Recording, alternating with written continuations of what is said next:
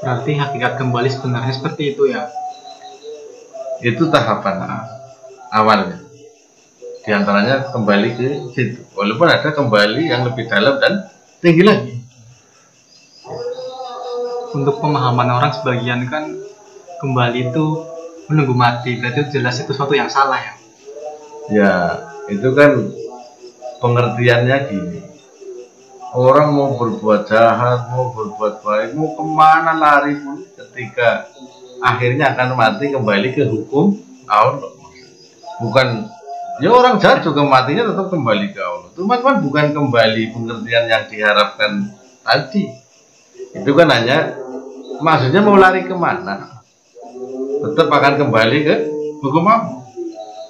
Dia mau lari kemana? Mau orang jahat, orang yang mengingkari sekalipun akan kembali ke Allah. Bukan kembali pengertian yang awal tadi. Kembali di situ adalah bahwa mereka tidak bisa lari dari hukum Allah. Mau kembali kemana? Mau lari kemana juga tetap kembali. Dia mereka akan bertemu dengan hukum Allah. Kalau sesuai hukumnya, kalau yang katakanlah menyimpang dari jalan, menjauh dari jalannya, mengingkari, ya dia akan merasakan kebalikan dari orang yang menang. Mereka akan disentuh azab dan mereka akan terus bersedih hati. Sedih karena kebodohannya, sedih karena ambisinya, karena sedihnya itu karena dia sudah larut ke dalam dualisme badaniahnya. Bahkan sampai dia menunggalkan tubuhnya pun jiwanya masih tersiksa oleh kebiasaan-kebiasaan waktu masih hidup. Itu yang siksa yang lebih parah. Ketika sudah meninggalkan tubuh, tapi kebiasaan atau rasanya tubuh yang menikmati itu masih dirasakan oleh jiwanya. Masih di bawah itu tersiksa oleh kebiasaan-kebiasaan badaniah. Maka jiwanya tentu tidak bisa kembali ke sisinya yang dirahmati, ke sisinya yang dimuliakan. Tapi ke sisinya yang dimurkai. Terus yang dinamakan disiksa itu Pak sebenarnya. Ya itu diantaranya. Diantaranya dia tersiksa oleh kebiasaan-kebiasaan. Ya kan tadi contoh orang yang belum terbebas dari kebiasaan-kebiasaannya seperti iri, dengki, itu kan menyiksa. Iya. Atau biasa tadi menuruti keinginan dualisme badanianya, menuruti kesukaannya, menuruti kebencian, itu tersiksa. Nah, di antara manusia ada yang menjadikan nafsu sebagai Tuhannya. Dia menuhankan dualisme badannya, ya jelas tersiksa. Nggak usah nunggu mati, di hidup aja dia tersiksa. Iya, kan tersiksa hidupnya. Nah, sekarang gini, orang yang hidup dengan rohnya, atau orang yang beraga sukma atau yang berbaju takwa, karena mereka hidup sesuai firman-Nya. Contohnya bahwa hidup itu harus berbuat baik, bahwa hidupnya itu demi menjadi walifatus salah, menjadi penggantinya asal di muka bumi. Maka kalau bahasanya orang Arab di Jawa itu memayu hayuning bawon, memayu hayuning bawon, bahwa hidupnya demi memelihara, demi mengatur, menata kedamaian, kesejahteraan kehidupan, memelihara kedamaian, kesejahteraan kehidupan. Memayu hayuning bawon, bahwa hidupnya itu dia menyadari bahwa tugasnya itu mengatur, memelihara, menata keselamatan, kedamaian, kesejahteraan kehidupan di kanan kiri. Maka apabila kanan kirinya, katakan kanannya di dalam rumahnya ya keluarganya, kirinya temannya, saudaranya, Nah, kanan kirinya ini karena dia motivasinya itu ingin memelihara, bahkan membantu kesejahteraan, kedamaian mereka, keselamatan mereka. Maka ketika mereka sejahtera sendiri, bagaimana iri, malah ikut senang ya. Karena kan cara pandangnya bukan untuk menang sendiri, karena cara pandangnya memang dia hidup demi memelihara kanan kirinya, menyejahterakan, menyelamatkan. Kalau sudah sejahtera sendiri, kenapa harus iri, malah senang?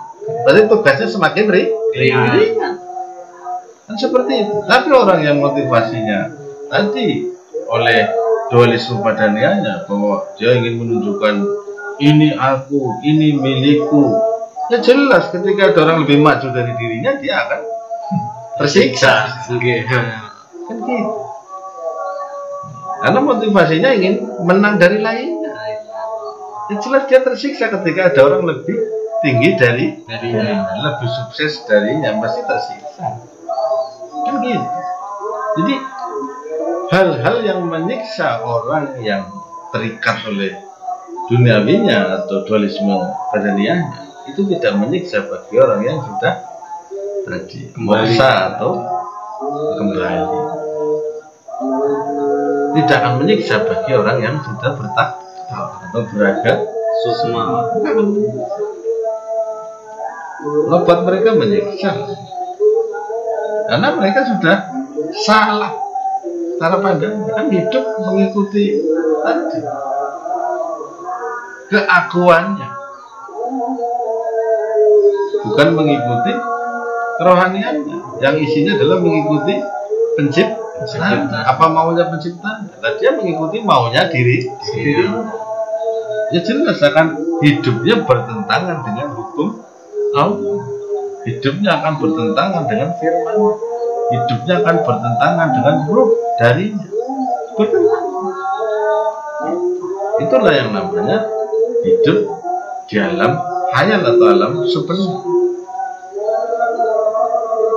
Dia berandai-andai merasa sukses, padahal dia semakin masih kecebur dalam, merasa naik ke puncak, padahal dia di puncak pohon yang ke bawah, bukan pohon yang ke atas. Jadi perlu dipahami hasilnya orang berbaju takwa, hasilnya orang akan terbebas dari semua itu, bahkan lebih maju ke depan terus memarifati Tuhan.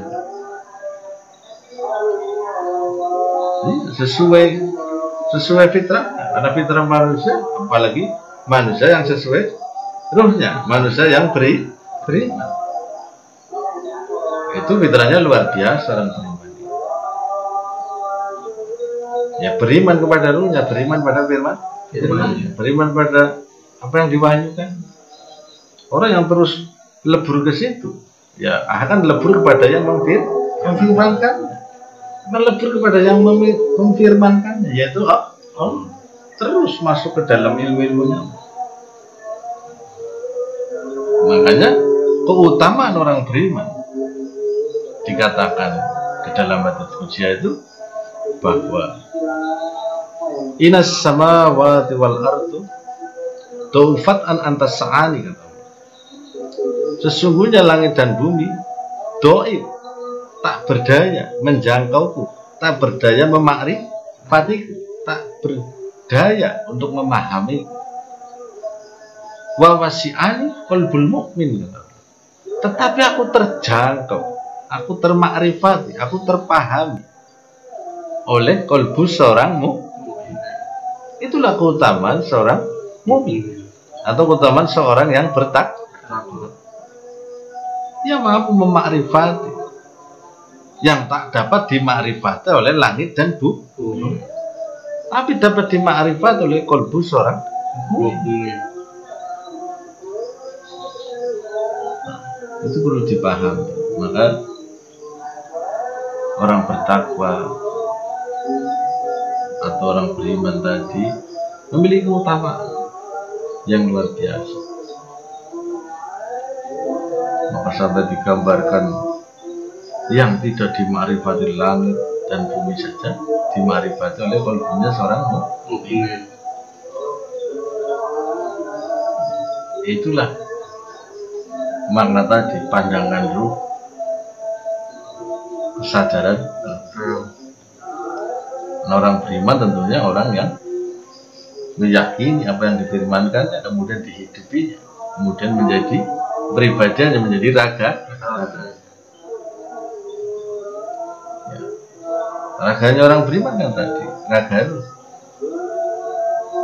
Yang berarti ibaratnya kesadarannya adalah ruh, aksinya mana? Malaikat. Tentu dia dapat menjangkau banyak hal, mampu memahami yang dimaksud Tuhan.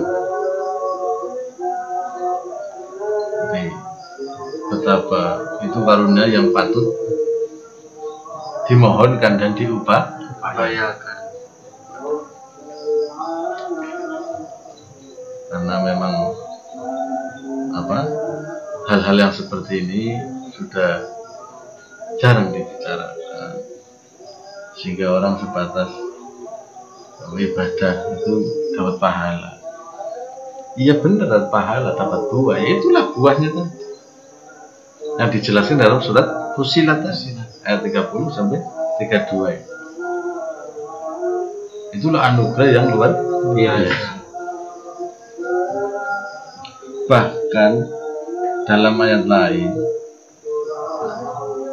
bagi orang-orang yang bertakwa, katakanlah orang yang taat tadi ya, taat pada Allah dan Rasulnya, yang hidupnya sesuai apa yang disampaikan Allah dan Rasulnya, itu pun mereka akan mendapatkan anugerah, tersambung, bersenyawa dengan orang-orang yang telah dianugerahi nikmat atau aladinaan. Maka dalam surat An-Nisa dijelaskan bahwa An-Nisa ayat 69 itu dijelaskan, wa may yuti'ina hawa rasula fa ulaika ma'alladina almallahu alaihim minan nabiyina was-siddiqina was-suhadi was-solihin wa hasuna ulaika rafiqa dalikal fadlu minallah wa kafa billahi alim. Dan barang siapa taat pada Allah dan Rasul, artinya bertakwa, maka mereka akan bersama-sama bergabung, manunggal atau bersenyawa dengan orang-orang yang dianugerahi ini oleh Allah, yaitu para nabi, para siddiq, para syuhada, para solih. Nah, beliau-beliau ini kan orang yang sudah kembali pada ruh, orang yang sudah beraga dan memiliki aksi mana? Nah, orang yang taat pada Allah dan Rasul atau bertakwa pun akan manunggal, akan bersama-sama bersenyawa dengan beliau. Dan bahkan di ayat itu dikatakan wahasuna ulaika rafiq, dan mereka lah teman sebaik. Coba kalau kita berteman dengan beliau, tersambung, bersenyawa dengan beliau, dikatakan teman yang sebaik-baik. Dalikal fadlu minallah. Dan itulah karunia dari Allah, bahwa berteman dengan beliau-beliau, bersambung dengan beliau-beliau, bersenyawa dengan beliau-beliau, itu dikatakan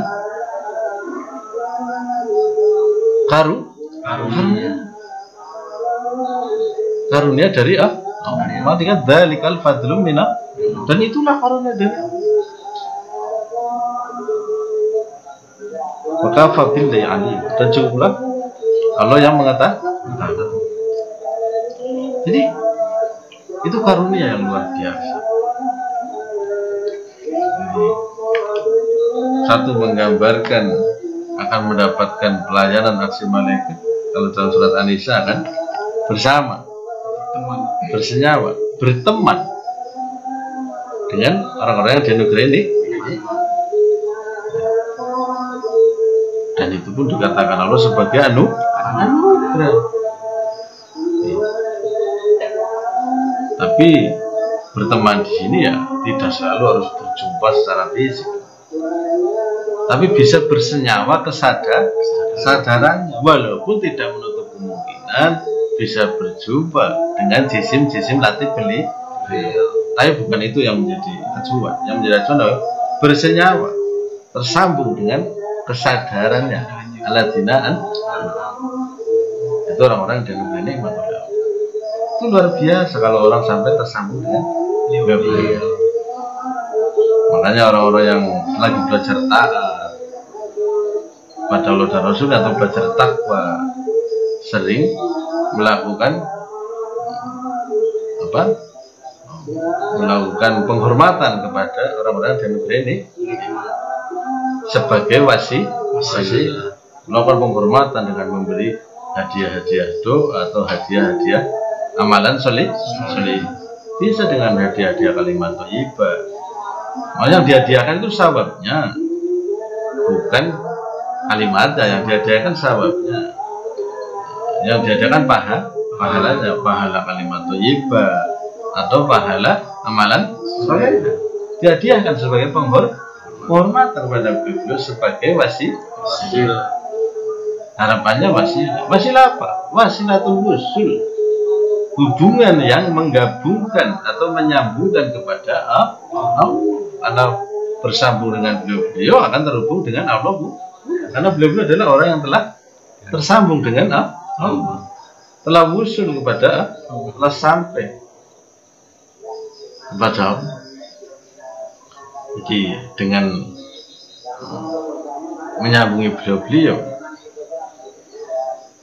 sebagai orang-orang yang jangan nikmat atau orang yang sudah wusul pada Allah, ya, itu memungkinkan menyambungkan kita pada Allah. Jadi memuliakan beliau-beliau itu bukan musik. Allah saja memuliakan karena beliau-beliau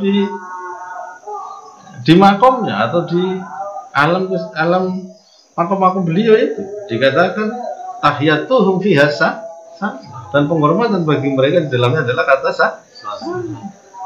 Bahkan kita diperintah untuk menghormati beliau-beliau yang terpilih itu. Ucapkan apa? Alhamdulillah wassalamun ala ibadilladina ucapkanlah segala puji bagi Allah dan salam kesejahteraan atas orang-orang yang terpilih. Wassalamun ala ibadilladina dan salam hormat atau salam sebagai penghormatan atas orang-orang yang terpilih. Bahkan di ayat-ayat lain ada penghormatan kepada para nabi. Salamun ala Nuhin fil alam, salamun ala Ibrahim, salamun ala Musa wa Harun. Bahkan ada salamun ala Ilyas. Dan secara keseluruhan para rasul pun kita salam. Wassalamun ala mursalin, dan salam penghormatan atas para rasul atau para utus. Itu termasuk tadi kalau bicara ibadihil ladzina astafa, hamba-hamba yang terpilih, kan bisa para nabi, para siddiq, para syuhada, para sholihin. Bahkan pujiannya saja yang mengandung penghormatan kepada beliau-beliau itu, salam penghormatan pada beliau-beliau pun dibuatkan Allah, dicantumkan Allah dalam firman. Qul alhamdulillahi wassalamun ala ibadihil ladzina astafa.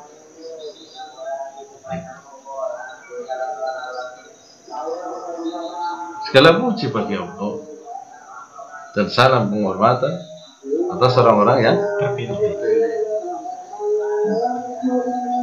Jadi dalam hal seperti itu memuliakan orang-orang sudah berakar sukma, orang-orang sudah kembali kepada ruh yang universal atau ruhul kuliah, itu yang lebih besar lagi.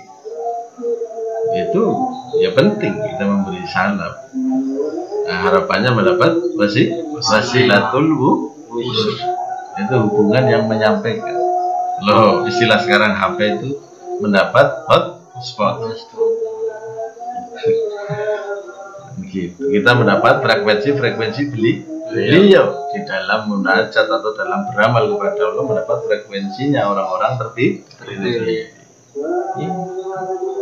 Biar gak nyasar ngoten Pak. Nah, iya kan, ya kan ada, kalau kita ibaratnya mau internet gak ada internet, kalau nggak ada kuotanya kan bisa berhotspot, ada apa yang lain. Nah itu tadi umpamanya beliau-beliau itu memiliki nanti kuota banyak kan gitu. Orang yang sudah tersambung dengan Allah. Dan lagi apa bisa orang begitu memberi syafaat? Ya memang syafaat itu semua atas izin Allah. Tapi dikatakan dalam Quran, Subhanah bal ibadu mukramun. Maha suci Dia. Maksudnya maha suci Dia Allah. Bal ibadu mukramun. Sedangkan mereka hanya hamba-hamba yang dimuliakan. Subhanah bal ibadu mukramun. La yasbiquna bil qawli yamrihi man.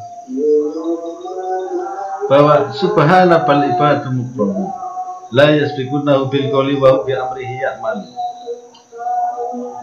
ya'lamu ma baina aydihim wa ma khalfahum wa la yasfa'una illa liman yartadu wa hum min khasyatihi mushfiqun. Maha suci Dia Allah, sedangkan mereka hanya hamba-hamba yang dimuliakan, al-mukram, hamba-hamba yang dimuliakan. Mereka tidak mendahului Allah dalam ucapan maupun tindak. Allah mengetahui apa yang di hadapan mereka dan di belakang mereka. Wala yasfa'una illa liman yartadu. Mereka tidak dapat memberi syafaat kecuali kepada orang-orang yang diridhoi. Artinya beliau bisa memberi syafaat dengan catatan pada orang yang diridhoi. Ya, syafaat untuk mendekatkan kepada Allah atau urusan yang lain. Yang jelas beliau bisa memberi syafaat dengan catatan kepada orang yang diridhoi. Jadi beliau nggak asal-asal memberi syafaat. Wa hum min khasyatihi mushfiqun. Karena sangat takut kepada Allah, sehingga beliau sangat berhati-hati. Karena sangat takut kepada Allah hingga mereka sangat berhati. Beliau sangat berhati-hati dalam memberi syafaat, tidak asal kecuali diridhoi. Jadi ini akhirnya menyambung kepada tadi hal wasilatul husn. Ya memang itu ada keutamaan. Bahkan taat kepada Allah dan Rasulnya atau takwa itu pun akan menyambungkan dengan beliau. Oh itu jelas ayatnya, surat An-Nisa ayat 9 sampai 70. Itu jelas sekali merupakan karunia, dapat wasilah dengan beliau atau tersambung dengan beliau. Tapi syaratnya ya tadi taat pada Allah dan Rasulnya atau takwa. Jadi kita enggak cuma mendapat aulia malaikat, tapi berteman dengan alladzina itu. Jadi berteman dengan alladzina an'am menjadikan seseorang akan mendapatkan ma'rifat sebagaimana beliau ma'rifat. Makanya ada ayat lain yang menyatakan, ya ayatuhan nafsul mutma'inah irji ila rabbiki radiyatan mardiyah.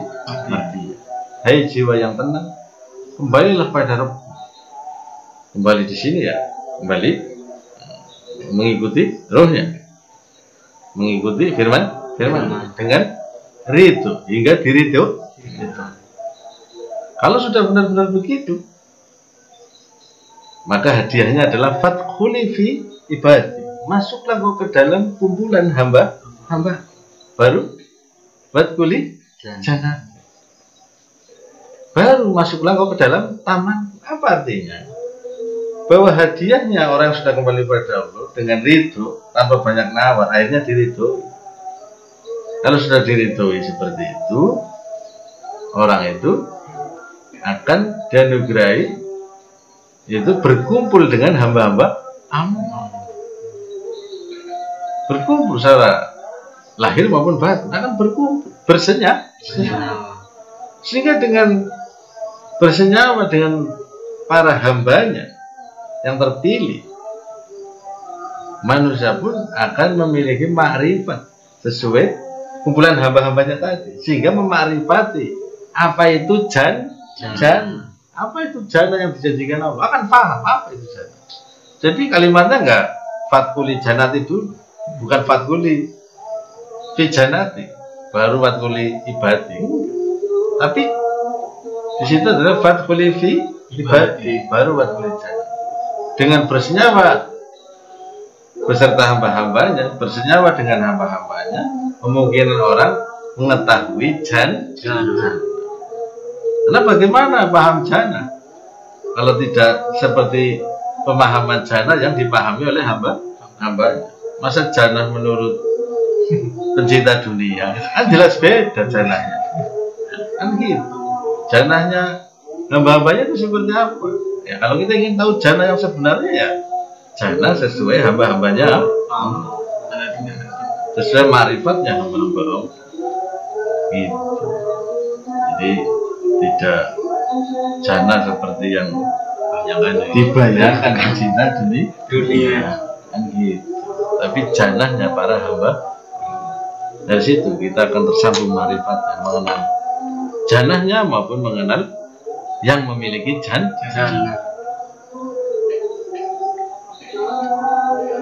Seperti itu kira-kira yang mudah-mudahan di bulan Ramadan ini apa yang kami sedikit tukar pikirkan ini menjadi sedikit penerang yang bisa menjadi bekal dalam puasa Ramadan ini.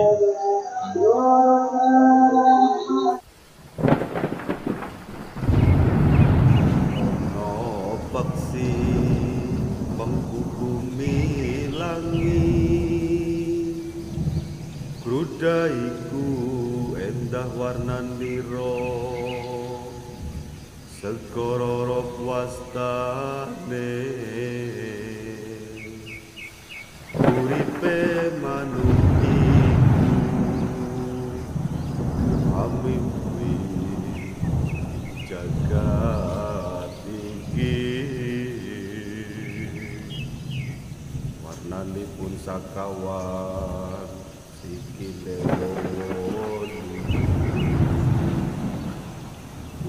iku sarengan ketihipun tarekat ingkang sajati ototipun hakeka